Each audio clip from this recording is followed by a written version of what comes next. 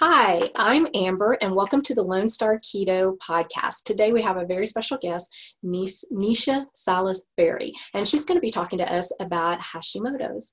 Hi, Neisha. Hi, Amber. How are you? I'm doing great. I'm super excited to talk to you because I've had so many of my followers ask about Hashimoto's, and they kind of feel like this is a disease that they just are going to always have to live with the symptoms, etc. Kind of like it's a done deal, like we've always been told about diabetes. So I can't wait to hear your story. But first of all, tell us, what in the world is Hashimoto's in the first place anyway? So it's Hashimoto's thyroiditis, and basically it's hypothyroidism with the bonus gift of also having an autoimmune disease, which is awesome, let me tell you.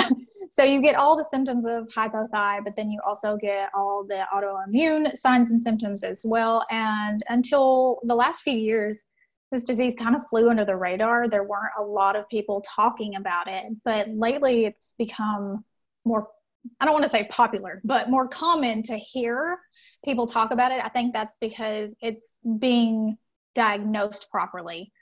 When I first had all of my symptoms, I was testing normal on all of my labs and everything, but my symptoms were off the chart. Obviously, something was wrong with me. But several providers said everything was fine. All my labs were normal. My hormones were normal. My TSH was normal. And we now know that you need to have more than just your TSH checked. You need T3, T4, free T3, all that stuff, antibodies. All that's very important because that's what really will show if you have Hashimoto's versus hypothyroidism or just hypothyroidism. So yeah, it's just basically your body turns in on itself. You have a lot of brain fog is very common, low energy level. There's so many symptoms that seem like it's just stress, depression, life, all that kind of stuff. But really when you get down into it, you can see that it's your body being torn apart, and it's very stressful. It's a hard disease to have because it's not easy to see on the outside. You can look at someone and think that they're perfectly healthy when really their body has literally turned against itself. So it's a pretty serious problem, and I'm glad that more people are talking about it. Yeah, for sure. My mother lives with me, and she, not too in the past distance, got diagnosed with having Hashimoto's. And watching day to day, some days she has good days, some days she has bad days, and it's just one thing after another. It's like a house of cards. And fatigue is this and that, and inflammation for this and that, and it's just constant. And so I'm witnessing it firsthand, and so I'm glad more and more people are speaking out about this so people can understand, and that they don't have to live with it. So go ahead and tell us your story. I think it is just so inspiring to see how you've come from being so, sick with symptoms to being this vibrant, beautiful woman who has been able to have a child. Right. So yeah, my story started 4 years ago, almost 5 years ago. I do think that my Hashimoto's was triggered by breast implants, because all of my symptoms showed up within about 3 to 4 months after I'd had them done. There is some research going on about trauma, drama, surgery, anything like that can trigger your Hashimoto's. I think it would have showed up eventually anyways, but I think that probably sped up the process. So I started seeing symptoms after that. I gained weight. I gained about 60 pounds-ish. I had pain, fatigue, so much inflammation, irritability. My PMDD was crazy. It was mostly emotions that were my signs and symptoms, because I am a pretty positive, upbeat person, lots of energy, like to do things. And I had just stopped all of that. I had no energy, no interest in anything. I was just the shadow of my former self. I knew something was wrong, but I didn't know what it was. Like I said, I went to a few providers and nobody could figure it out. They tried to give me Celexa, things like that. And so I just kept digging and digging until I found women talking about Hashimoto's and being in their early 20s and feeling like they were, in their 80s. They had pain when they woke up. They had no energy. They had just all these things that you shouldn't have in your late 20s, early 30s. And so I talked to Ken and we did my labs, and they were within normal limits. They were on the higher end, but my symptoms, like I said, were full blown. So then we started to try to have a baby and couldn't get pregnant. So we went to a fertility specialist. He actually gave me the official diagnosis of Hashimoto's. My mom also has Hashimoto's, so it does run in my family. And he put me on some nature thyroid medication. And then I started to eat dirty keto, lazy keto, eventually transitioned to good, clean keto. And then about 4 months prior to my first IVF cycle, I did carnivore, and I did that all the way up until my first trimester of pregnancy, and then I had meat aversions. But by that time, every single symptom was pretty much gone. I had energy again. I could think like I used to think. I could put sentences together and have an intelligent conversation. I had energy. I was myself again. And so not only had I gotten pregnant, finally, with one round of IVF, which is pretty rare these days, I also felt like myself again. So it was like I was winning all the way around, and the answer was super simple. I just had to stop eating crap. You know, you say it's super simple, but why do more people not do what you do? I mean, is it because they're lacking knowledge, or they just don't want to have to do the work? What do you think it is? I think it's a little of both. I think there aren't that many people talking about it. I think there are a lot of people saying that you can't do this with Hashimoto's, or thyroid disorders somehow magically need more carbs, and that women need more carbs. There's a lot of that information, and I think people will gravitate more towards that opinion because it's the easier one to do. It's easier to continue to eat your carbs and carb up and carb cycle and all of that stuff. It is easier, but is it better? I mean, I guess there are people who are doing it successfully, but so am I. Exactly. And I think that's kind of where we're getting into a lot of trouble in our community, is thinking that there's a one-way approach to every single thing.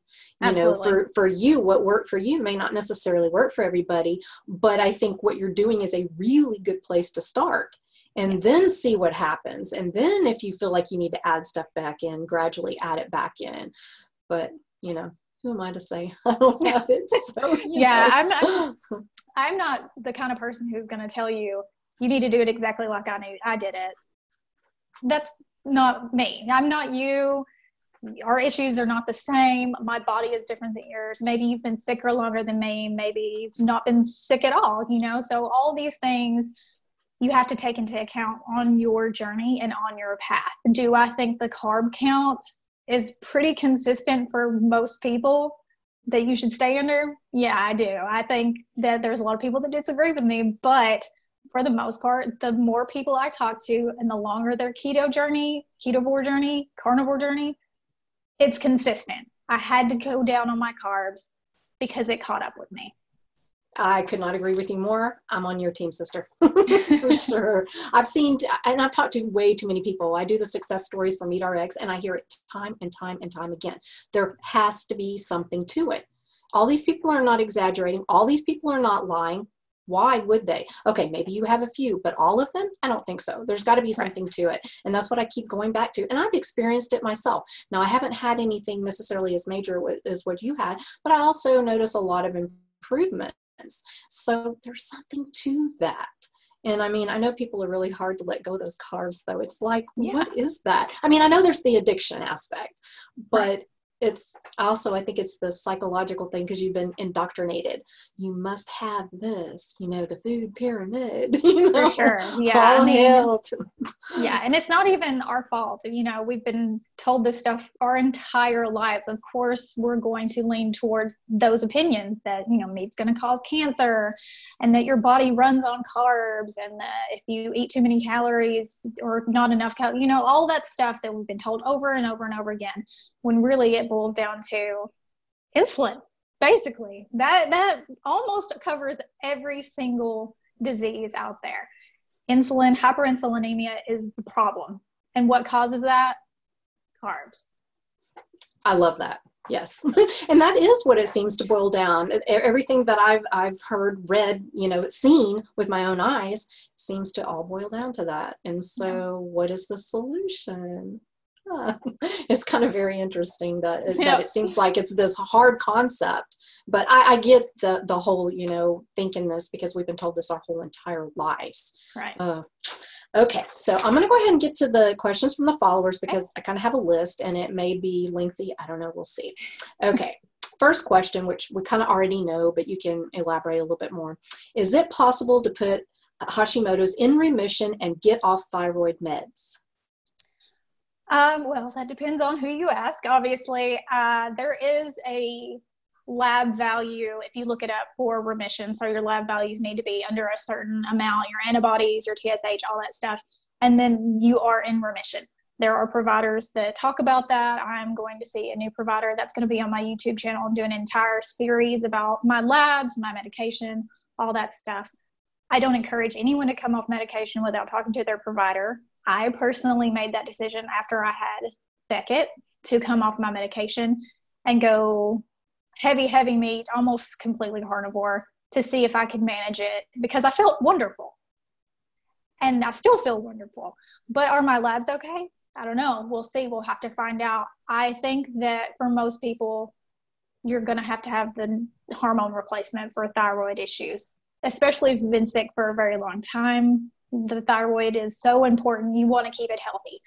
And I think a lot of people hang on to this mentality that if they're on a medication, somehow that's bad. And it's just not true. If you can get off a medication, of course, that's wonderful. Blood pressure, insulin, those kind of things, awesome. Some people still have to take blood pressure medicine because some blood pressure issues are hereditary and you may have that for life. And that's okay too. Just because you aren't able to get all the pills out doesn't mean you're not having a successful journey, especially with thyroid people. I don't know that I will ever be able to come off thyroid medication. I did this as an experiment and I feel fine. If I had felt bad, I would have went back on it. But I think you have to let go of that whole, like, I'm taking a pill, so I'm a failure. I still have to take medication. Like, some people may still have to take medication, and that's okay. As long as you are staying healthy and your markers are good, that's what's important. I could not agree more. And I hear a lot of people who say that too. Me, for one, I hate medications, and that was a big goal for me, and I am off on medications, so I'm very happy about that. However, like you said, just because you may not have the same success with that doesn't mean you're a failure either. It just means there's something going on and maybe too much damage or whatever that you need it. And that's okay. That is okay. Right. It doesn't make you fail the diet or the diet didn't fail you. It's just not everything. Even Sean Baker says it's not everything is diet related. Sometimes there are things that you can't cure. And okay. So when do you plan on getting tested again? I'm really curious to see how this goes. Monday. So, yeah. So I will go to see, her name is Danny Williams, and she's in Brentwood, Tennessee, and she specializes in Hashimoto. She's a functional medicine nurse practitioner, and she treats people with nutrition. And I've heard great things about her, so I wanted to see her take on the carnivore type diet in relation to the thyroid, get her opinion, and talk about that on my YouTube channel because I get so much crap because I'm going to kill myself by eating this way because I have a thyroid issue. And I obviously Ken is a physician. He's been a physician for a while. He supports this, but his opinion doesn't matter. Yeah, and I'm a nurse, but that doesn't matter. So I wanted to get an outside opinion, someone who isn't biased towards me in this way of eating, someone outside of the community, because I think that will speak volumes to how I am treating my own illness. I love that. And I will put an update down below with all Neisha's stuff because I cannot wait to hear this. And I'm hoping it's great news. I think it will be because, I mean, you're feeling so great. How could it be horrible if you feel great? I mean, yeah. But it's always good to have that proof, right? So you can go, see. Exactly. I'm a proof is in the pudding type of person. Yes, I feel great. My symptoms are gone, but what does the blood work say? Blood is very important. It's one of the things that matters most. A lot of people go by the scale. That's the last thing that shows success. Your blood work is what shows success. How you feel is showing your success. How you feel is huge. I mean, think of all the years you felt bad. I know what I Exactly. felt like. Yeah. And I knew I wasn't healthy. But then Yep. you still have that whole thing in the back of your mind, oh, it's because you're getting older. I mean, you're young, but getting older, oh, you're supposed to do this. Yeah, not so much. Not like that anyway. Exactly. Okay.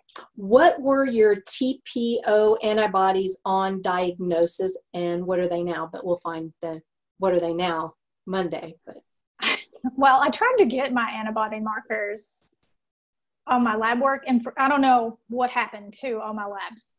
I can't find them on LabCorp, LabQuest. They act like it doesn't exist. I don't know what happened. But all of my labs that I printed off were in the farmhouse. So, but it was, oh no, it was, yeah, but it was high. Especially around the time that I was super, super sick. But at the beginning, they were just borderline. But I'm curious to know what they are right now. So I can't wait to get my labs redone. I need them redone. I would never go this long, but the virus, and then I had a baby, and like life is weird right now. So obviously, I hear you. Just walking into a lab just to get your labs done is kind of something that I wasn't doing here for a while. So I'm excited to get that done again. I hear you. No, I can't wait. Like I said, it's going to be below because that's super exciting. Okay. Why are conventional doctors so resistant to prescribing T3 medications such as Cytomel? Cytomel. I don't know. I think it has a lot to do with they're what they're comfortable doing. They just want to stay in that comfort zone, and I think that's most of it. I don't think they're trying to make everybody sicker and not treat you well. I think that they just don't find those kind of medications to be common among their peers in use, and so therefore they don't use them as much. But I think that will change. I hope so. Okay, how long does it take to feel better? I take Armour Lugo LA, and I have been keto 6 months with no difference. It depends on the person. For some people, it takes longer. And for me, I was lucky. I saw results in 7 days. Wow. I saw a lot of my symptoms improve. I lost 5 pounds.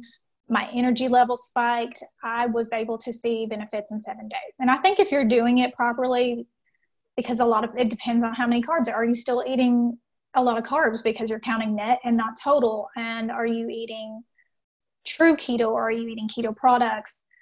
There's a lot that goes into it. I think when you have any kind of health issues, you need to eat as clean as possible and as low carb as possible, because your body isn't perfect anymore. It's already got damage, and your healing process is going to be more work. And so if you want to see faster results, you're going to have to work at it. You're going to have to eat the lower carb. You're going to have to not eat products and give up the Diet Cokes and eat more meat and more fat. And there's a lot that goes into making your body well again. You have to give it what it needs. And if you're still eating packaged product foods, do you think that that is a good way to do that? I don't. I think that real one ingredient foods, meat, butter, bacon, eggs, maybe some veg, but those type of things, that's what your body is built on. So absolutely. Okay, when you first started this whole process, and you were looking more to dealing with the Hashimoto's, what was your diet like? Did you do the keto desserts and the packaged foods, or did you start cutting all that out? Mostly I stayed whole food. I did eat some fat bombs in the beginning because that's what people were doing. It was very popular when we were doing keto. The fat bomb and the bulletproof coffee and the keto coffee, all that was very popular. So I did the fat bombs and the bulletproof coffee and CT oil, all of that stuff, which I don't use in CT oil, and I haven't had a fat bomb in 2 years. But I did use those kind of hacks to become fat adapted. I did the lazy, dirty keto. So, McDonald's burgers with no bun, Wendy's burgers, no bun, salads without lettuce. I did that a lot, which got me looked at like I was a crazy person, because a Cobb salad is delicious if I don't have to eat around the lettuce. Like, give me double chicken, double bacon, double avocado, double eggs, and no lettuce. And it's an amazing meal. So I did things like that. And then the more I went along. Every now and then I would use some products. Like I did the keto chow while I was pregnant because I couldn't get my protein in because I couldn't eat meat. It made me want to vomit. So every now and then in my journey, I have used products to get me through that time to get back to where I needed to be, which was no products at all.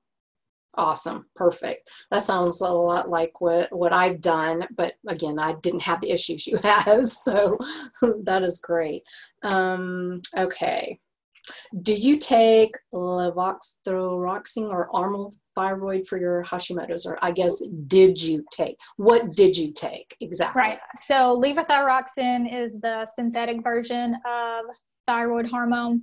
I was prescribed that, but then Ken talked to my doctor into letting me do desiccated thyroid, which is Nature, Armour. Mm-hmm. I think there's a few different ones in the UK and Canada. And so I did the desiccated thyroid because that's what I wanted to do. Now, there are people who do well on levothyroxine. If you're doing well, that's fine. Whatever. I just preferred something that was real over something that was synthetic. And I did well on it. So, but like I said, I took myself off of it and we'll see how that goes. Monday. Yeah. Now my mom took the Nature one, but she can't get it anymore. Yeah. And she's so upset because that is what really seemed to work well for her. So she doesn't really have a choice at this point. I mean, sometimes they would, only would give her like a couple of pills to get her by. And then they would say, oh, we can't get it in. Oh, no, we can't get it in. And so she actually had gone without for a little while. And of course, that's probably not a good thing when somebody in her boat. But, oh, yeah. So she just had to go to the synthetic. I think that's a bummer. Why is that? Do you know? What is the deal with that? I'm not exactly sure what happened there, but it started about a year ago because my mom is on Nature as well. So we switched to Armour because it seemed to be easier to get. I don't know if it was testing or just the company. I don't know what's up. It's kind of strange. Yeah, I thought so too. I mean, she was trucking along just fine and she was doing really well. And then all of a sudden, she can't get it anywhere. And this was way before any COVID or anything. That's like you said, about a year ago. Yeah. Okay. Is Nori a good iodine supplement? I eat salmon, eggs, sardines, beef, pork, etc. No dairy. I have fibrocystic boobs and Hashimoto's. So she has cysts in her breast. So that sounds like she has a lot of insulin issues. Any form of quality iodine is okay if you're getting it from your food, like seafood. Nori, I think, is fish eggs, but I'm not 100% sure. I could be totally wrong. But any form of seafood is a great source of iodine. I do supplement with Lugol's iodine, which is a liquid form that you can find on Amazon. I get the 2% and I put 2 drops in my coffee every morning. And then I also try to eat some seafood during the week, some cocktail shrimp. I love oysters. I could eat my weight in oysters. Obviously, I'm not going to restaurants a whole lot these days, so I don't have oysters laying around my house. But any kind of seafood is going to be good for that. But if you don't like seafood, you can do the iodine supplement. Of course, talk to your provider. It's a supplement, all that good stuff. La, la, la, la, la. Okay. How were you diagnosed? My primary doesn't seem concerned about unexplained weight gain and most of the symptoms you've talked about. I guess she's watched some of your videos. You mentioned an Everly Well test. I've been mostly keto carnivore and feel better, but I have some setbacks. I'm also on metformin. Got my A1C from 12 to 6 via diet and exercise, but weight gain and fatigue during the last year. So I got diagnosed, like I said, from my fertility doctor because my antibodies were going up at that point. But I encourage people to shop for a doctor, and I realize that costs money. But your health is worth the investment to find a provider that will work with you the way that you need them to. Staying with a doctor who doesn't seem concerned about your health is a waste of money. Obviously, he doesn't take it seriously if he's not listening to you. If you say, I don't feel well and something is wrong, and he's just like shrugs it off, excuse me, you're fired. No. Find someone who will listen to you, do some research, get on Google, get on a Facebook forum, find a doctor in your area or a nurse practitioner. I mean, you don't have to go to an MD. A nurse practitioner is fine. There are some really good ones. And there's some really bad doctors. So just because there's an MD behind their name doesn't make them magical.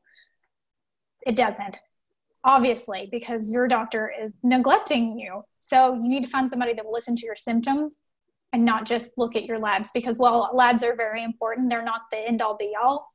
How you feel is a reflection that something is wrong in your body. Amen.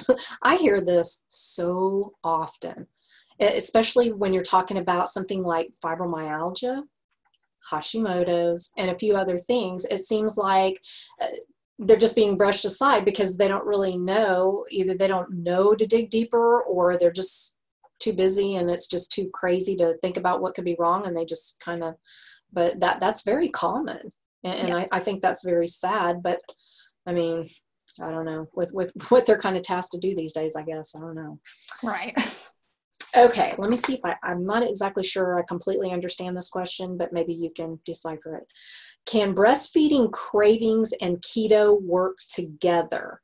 Just started and I get so hungry. Actually, my cravings are worse breastfeeding than they were while I was pregnant, which is so weird. You wouldn't think that that would be when I had cravings, but you can still do keto just fine. Find alternatives to the things that you're craving. You can make your own ice cream. I have an ice cream recipe on my YouTube channel. You can make alternatives to literally everything. Keto pizza, that you know, fathead dough, all that stuff. And when you're breastfeeding, don't worry about losing weight. Like, I know I did, but that's not what my goal was. My goal was to feed my child. And if I was hungry, then I ate, because I have to have fuel in my body to make milk, and also the bonding and all that stuff. So don't worry about eating too much while you're breastfeeding. If you're hungry, that's a sign from your body that you need to eat, because you are growing a human child and they are growing fast. So to be able to fuel that growth, you also need to be fueling your body. So just find alternatives, give in to the cravings in a keto way. I'm not saying go to the DQ and get a cookie dough blast. That's not what I'm saying. I'm saying find ways that you can satisfy those cravings and still maintain the keto lifestyle. Great advice. Great advice. Okay, so this is a very personal one, and I got Neisha's okay to talk about it, so it's all good. One follower asked, how did y'all deal with all the loss you faced last year with the 2 fires, the clinic and the farmhouse? And do y'all have any updates on whether or not it was arson? Okay, so I'll answer the first part first. I didn't deal with it very well. And Ken obviously is a man, so he doesn't talk about it like, you know, but I know him well enough to know how he was dealing with it as well. And I was pregnant at the time, 9 months pregnant when the farmhouse burned.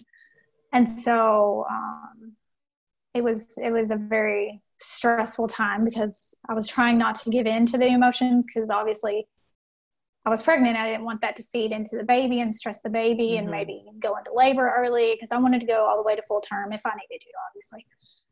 And so I tried to compartmentalize it, but it was very hard. There were a lot of nights that I just cried all night long, and I was scared because I didn't know if it was arson. They have said that it's an undetermined cause. That's not a real answer to me, because that doesn't mean anything. It doesn't tell me anything. And so I obviously didn't have that answer then. So I was scared that somebody burned my house down. I'm fixing to have a newborn. We hadn't moved hardly anything out of the house. All of our furniture, all of our books, like we bought new stuff for the apartment. So everything except for what we brought with us, which was not that much. It was an apartment. I mean, we couldn't fit much in there, was in the house. And so dealing with that loss while also trying to celebrate this new life was a really weird place to be. But you know, it made us stronger and it brought us closer. And I mean, we were put through the fire, literally. And I think the fact that, you know, we've kept it together and grown closer is a testament to our relationship. So I love that. I love hearing that. That had to have been so tough because when you're pregnant to begin with, you're like so emotional, and the littlest things have such a huge impact because your hormones are all over the place. And then that's traumatic. My goodness, not one, but two. And I'm sorry, but that is so coincidental to me. Yeah. And at the time, y'all were kind of dealing with some disgruntled people.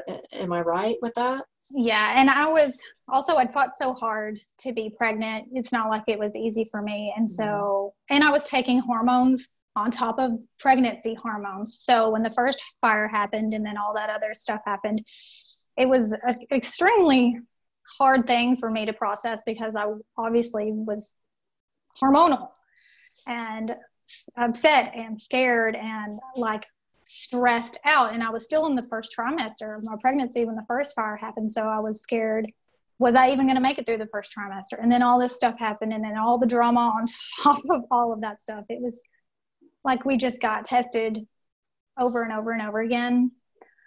I guess there's, what do they say? Everything happens for a reason. Mm-hmm. We have become stronger for it. We didn't let it get us down. We didn't let us break us. We didn't let it destroy us, because we stood together, and we know that we were here for a reason. We're here to do a specific mission, and we just kept pushing forward and focusing on that and not letting the stress of loss pull us back, because you just can't do that. And although there were times when I wanted to give into it, I knew that that wasn't going to help anything. I can't go back in time. I can't find out what actually happened. That's not my job. That was the TBI's job. Mm-hmm. Supposedly they did their job. I have to let go of that. I don't have control over it. And I had to move forward. And so that's what we've done. Good for you. And I have seen a lot of growth in both of y'all, actually. Watching y'all, I've been watching y'all for a long time, and listening to videos and watching what the different things that y'all are doing. And right now, y'all have such a huge impact on our community, the Keto Carnivore community, that's huge. And you're changing so many lives. I hate that you went through what you did. It broke my heart to see that. But at the same time, I love who y'all are coming out of all this tragedy. I think y'all are super special people. And, I know all of us prayed for y'all so much, because it was such an awful thing. And bam, bam, bam, and being pregnant. My goodness. Yeah, no, but you're exactly right. I find myself at a point now finally where I can be grateful, because I have changed so much. And I will watch an older video. Sorry. That's okay. Sorry, somebody called me. I will watch older videos, and just my life in general is completely different. And that's because I'm a mother now, and the things that happened and really put things into perspective for me and changed how I look at the world. And then everything that's happened in 2020 also has changed how I see things and my perception. And so, although I would have loved for that not to happen, I can find peace in knowing that it has made me somebody that I am proud to be. I agree. I've done a lot of changing too. It's very frustrating, and I've had my depression times and all of that, but I've also seen a whole lot of growth and things that I probably would not have done if I wasn't forced to step up and do something. So that is very, very strong words. And I definitely noticed the growth in both of y'all, and I think it's fabulous, and kudos. And I just love that. Okay, let's see. All right. Here's a very important question. What would you tell someone who feels like they have no hope of getting better? The ones who feel like it's a life sentence. What advice would you give them? I can say I was there. I had given up. I thought, well, this is just my life now. I'm going to be a miserable person, and this is it. But it's not. It's really not. And even if you can't get rid of everything, you can make it better. You can. It's science. Like, inflammation going down is going to be better. So while you might not feel like you did when you were 18, although you might, I feel better than I did when I was in my 20s. I do. And I definitely feel better than I was when I was sick. So don't feel like there isn't an answer. Keep searching, keep fighting for your wellness, because it's the only thing that matters. You only have one body. You only have this one gift, and you have to make the most of it, and you have to fight for it, because no one else is going to do it for you. Love that. Love that. That's going to be a quote. It's going to be on a meme you watch. That was really good. Okay. So, I want to ask you something kind of on a personal level too. Your Neisha Loves It. How did that come along? And how did you get into the whole, the fashion thing and all of that? I love watching that. I think it's so fun, and you're so adorable. It's like I told you, you would look good in anything, or a trash bag. You're like my daughter. I mean, it doesn't matter. Cut a hole out, put the trash bag over. Cute. New fashion. Well, thank you. But yeah, so I've had several blogs over my life. I've always had a YouTube channel. I just didn't know what I was doing at all for a long time. My first few YouTube channels were music based, because I sing, and then I kind of let that go. And then I blogged more of like a personal, like poetry kind of stuff for a long time. And then I decided I was just going to talk about my life. And so I started 3 years ago, I think. And I just started writing about daily things. And then I started doing it on Instagram and Facebook, and started my YouTube channel again. And I just wanted to do something. I have a creative background. I feel like I need to do something creative to like channel that energy. And that's just where it landed. It just happened to land there, and people happened to think I was entertaining. And and then I started talking about keto with Ken, and that kind of is where it took off, because talking about that, we just caught it when it was cresting that wave, when people were just starting to talk about it more. And so that's, I think, where it grew. But that's obviously not the only thing I talk about, because that's not my entire life. Oh, come on now. And I don't think wellness is just about food. I think it's about everything. I think it's about sleep. I think it's about your vibes and your energy, and what negativity you let in your life, and getting out of your house. And there's just so much more. And so I share those parts of my wellness as well. Like, I get dressed because I feel better. I'm more productive.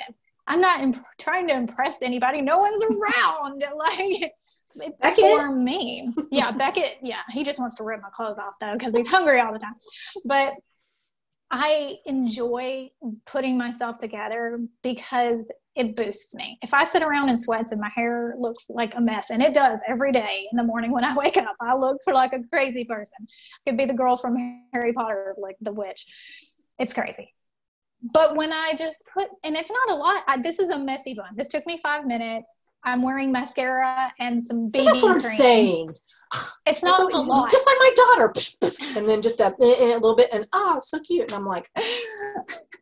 But it's, I used to wear a ton of makeup. I don't anymore. My skin is good. I was covering up my weight. I was contouring like a pro, because my face was so inflamed that I felt like I needed to cover that up with makeup. I don't do that anymore. I wear 2 products a day and some lip gloss. But it's not about this vanity thing, which I'm not saying it didn't used to be. It probably was, but I've changed so much that it's not about that anymore. It's about just putting on something that makes me feel like, boom, I'm here. Let's kill this day. Let's rock this. Let's get stuff done. Attitude. Attitude, yeah. I love it. And it is so important. And you kind of touched on this, and this is something that I feel very strongly about, because every time I dieted or, was trying to make a life change, it was always about weight and looking good, wearing cute little clothes, etc. And okay, that's fine. But I never cared about the health aspect of it. That was always, roll my eyes. Yeah, okay, whatever. I don't care. I can wear my size zeros, whatever. And, but now, after going through health issues and then coming out on the other side, I realize that, yeah, I still want to look good. I'm not going to say I don't. But it's the health. That is what is so incredibly important. And people, I coach, right? And what do you think people want? Weight loss. Weight loss. And so I kind of try to spin it a little bit and get the message back about, hey, how about we focus on health? Let's get healthy first, and then the other will be so much easier, and you'll be able to maintain it instead of this silliness.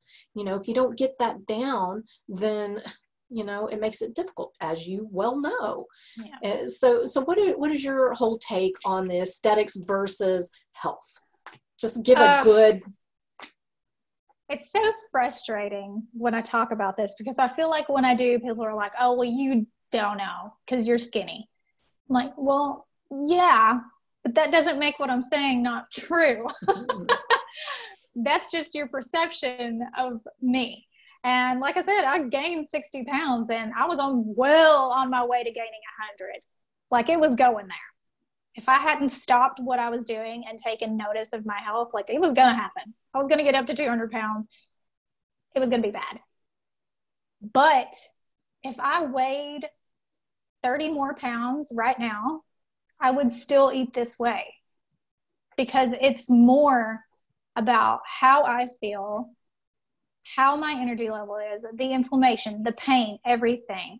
Weight is important. I'm not saying it's not. When you have more weight on your body, you're stressing your body out. That's just a fact. You're putting more weight on your joints.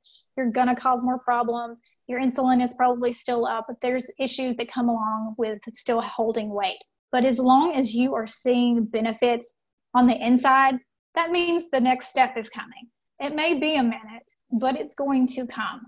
There are plenty of people out there that have been doing this long term, had a year-long stall, and then it started coming off again. But during that year-long stall, what didn't happen?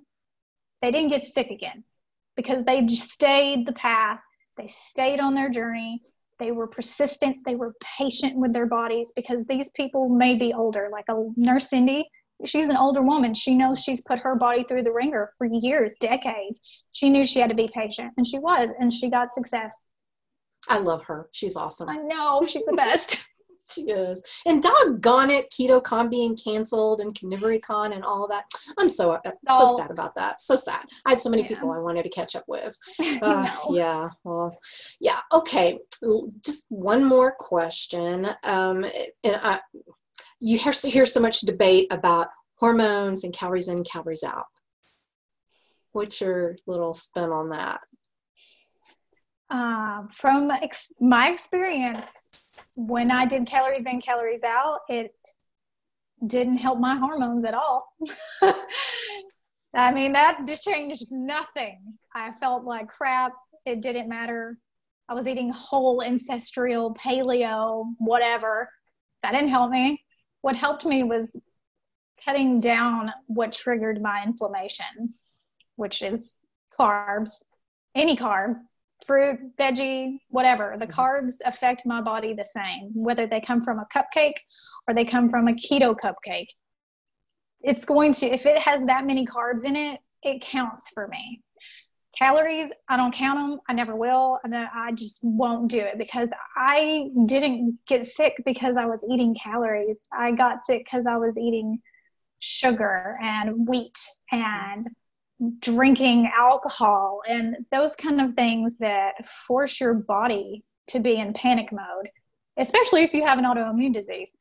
Do you think my body was like, oh, calories, you're eating that many calories and therefore I'm going to attack you? No, that's not what triggered it. It was what I put in my body that made my insulin go up, that made my antibodies go up, that made all of my inflammation, my pain, my brain fog. I'm eating more calories than I used to. And somehow I'm not sick anymore. Somehow I weigh what I weigh now and not what I weighed when I was counting calories. Is that, am I some anomaly? Am I magical? Am I just like this unicorn? Yeah, I was about to say unicorn.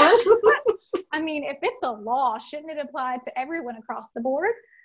It should, right? So while I don't think calories don't count, I don't think that they have the weight that people give them. It's what you put in your body based on sugar and carbs and how nutrient dense the food you're eating is. That's what's important. Amen. So food quality and what you eat, is a little bit more important than the calories. Not that they don't matter. It's just... I don't think that they matter. Like, I don't think that they matter. I think that and I can't speak for everyone, but most people that I've talked to that think that they're eating too many calories, really it ends up being that their macros are off. They're eating, their fat needs to be upped, or their protein needs to be down, or they're still eating 100 grams of total carbs because they're counting net. I mean, if you can tell me that you can eat, I'm eating 2,500 calories a day and it's meat. I consistently eat from 1,800 to 2,500 a day. If you put my stupid stuff into a stupid calculator, it'll tell you, even breastfeeding, that I should eat 1,500 calories a day. Uh-huh. Why am I not gaining weight? If you think calories count, then how come they don't count for me? Like, that's interesting. Yeah, That's yeah. my point here. I think you are. I think you are. I'm a unicorn. I think you are. I think so. I'm just like, they base this off the law of thermodynamics, and if it's a law, then why doesn't it apply to me? Yeah, that's very interesting. I'm just saying, it's up for debate. Debate me. I don't care. I love it. If people want to count calories, I think that that's fine. I'm not going to tell them not to. I just think that the focus should be on the nutrients. I so agree, because I did that my whole life. I did it for 40 years. And what was my results? Well, just go look at my story and you can see what my results were. Not a good thing. But now it's pretty much effortless. You know, I don't eat 2,500 calories, but then again, I'm, 54. So there you go. Right. And I am breastfeeding, but I'm also sedentary. I don't exercise. I sit right here at this computer or on my phone. Not that I shouldn't. I should exercise. I think it's good for you, but I'm not. So I'm really like sitting on my butt and breastfeeding, but I'm breastfeeding less because now Beckett eats more real food. So I don't know. Someone do an experiment on me. I know, unicorn. I told you, unicorn. Yeah, it is very interesting, that whole concept, and seeing it play out time and time again with exactly what you're saying. So yeah, and I'm 5'2", like you, and I don't have a really big frame, and it does say 1,500 calories maintenance. Mm-hmm. And that is what I happen to eat. I only know that because I kind of check just out of curiosity. Randomly, because everybody asks you, Yeah. And so I had no clue. Yeah. And so I kind of put it in and I was like, oh, interesting. Okay. But that's what my body tells me I want. And that's it. And I'm done. I don't want more than that. My body just says no. And I only eat twice a day, but I'm not breastfeeding either. So, that would be awfully weird if I was, but then I would be the unicorn. I thought that I was eating way less calories. I really did. And then I was like, you know what? I'm going to calculate it up and see what it was. And I was pretty shocked because I bet it looks like I'm not eating that much because it's just meat, So it's not this big plate of food, but it is because meat's nutrient dense. Exactly. Yes. Yeah. And it's awesome. And that's why you don't need to eat as much. That's kind of the whole point. And I think that's kind of some people who have the binge eating disorder. I think that kind of, overrides that sometimes. And to me, I physically can't overeat meat. Can't do it.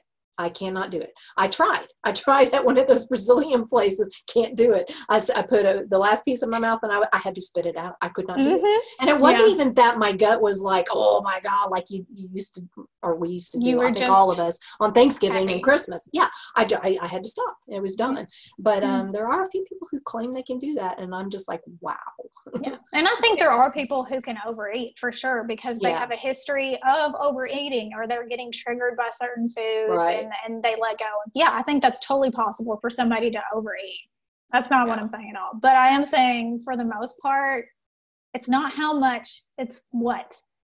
Agree. I agree. After 40 years of experience with that, I'm going to have to agree with you. So when you do eat, what is your percentage, do you think? I mean, you kind of played it into the calculator. What is your fat to protein ratio, I guess is what I'm asking. I can't remember what exactly it says. My fat macro is higher than my protein significantly on most days. But there are some days where my fat is lower than my protein. I don't, I eat intuitively.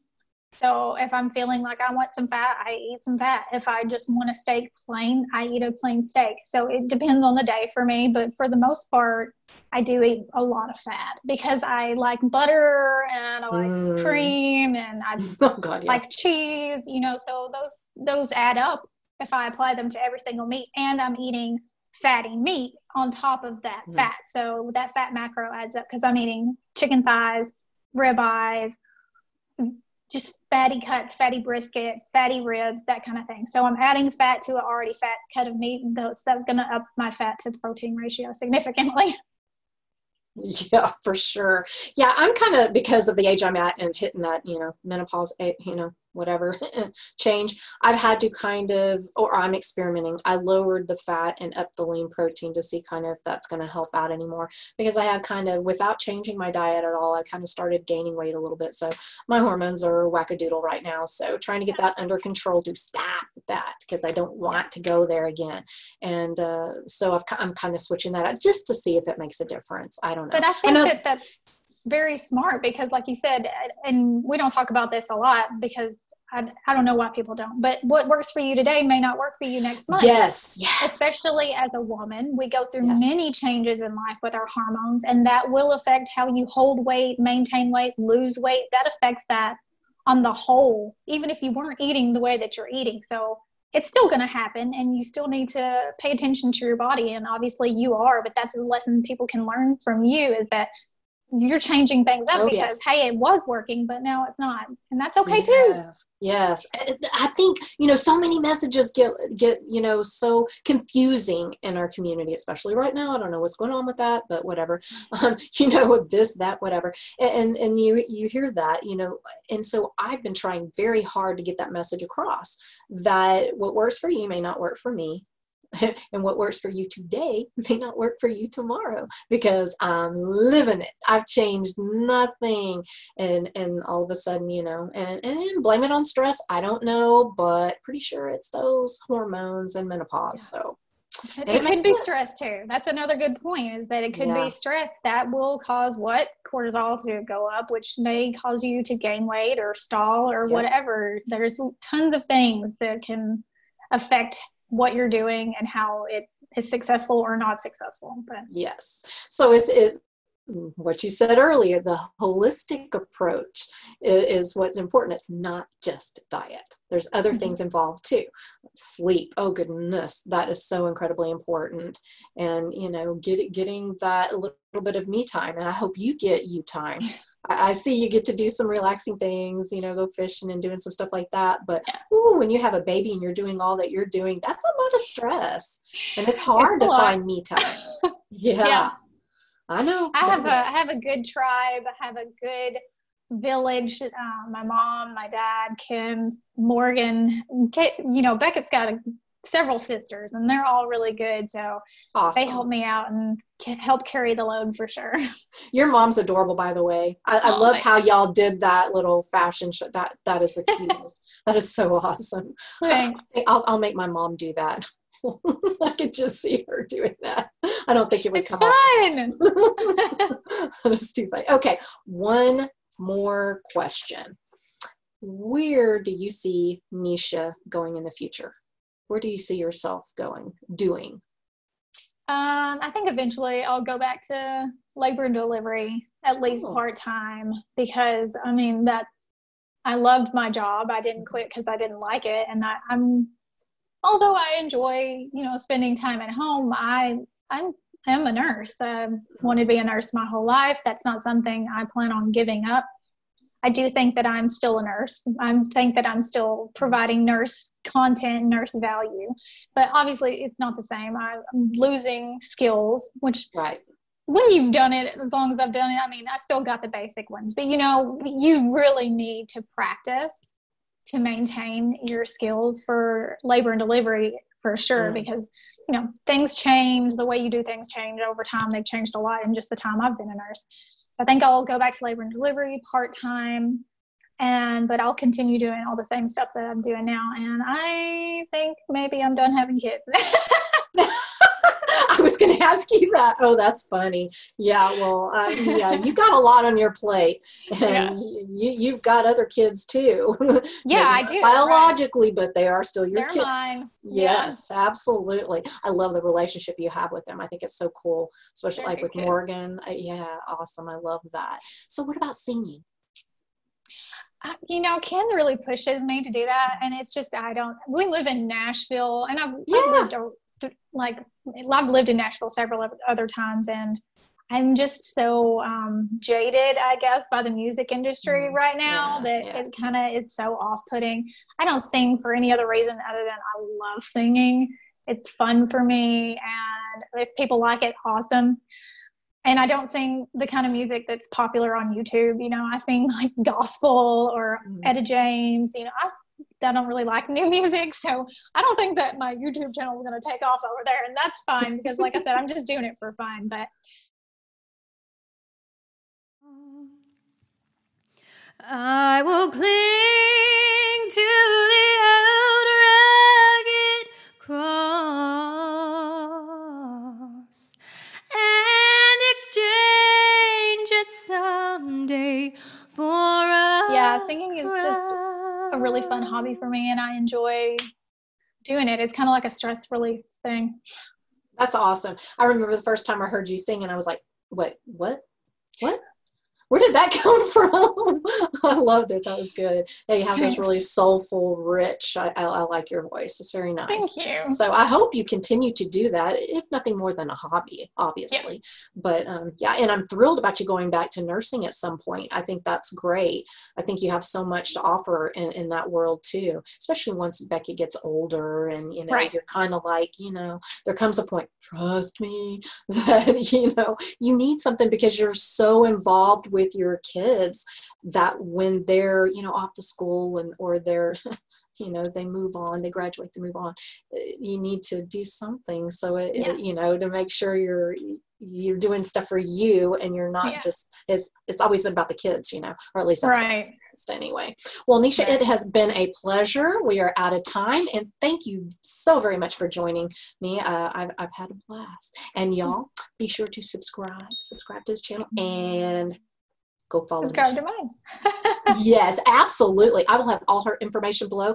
I will also list her YouTube videos that she's done on Hashimoto's and maybe some other fun stuff, maybe a singing video or something. I don't know. I'll have a wealth of stuff below, so y'all check it out. Again, thank you so much, Neisha. I've had a blast. Thanks for having me. See you soon.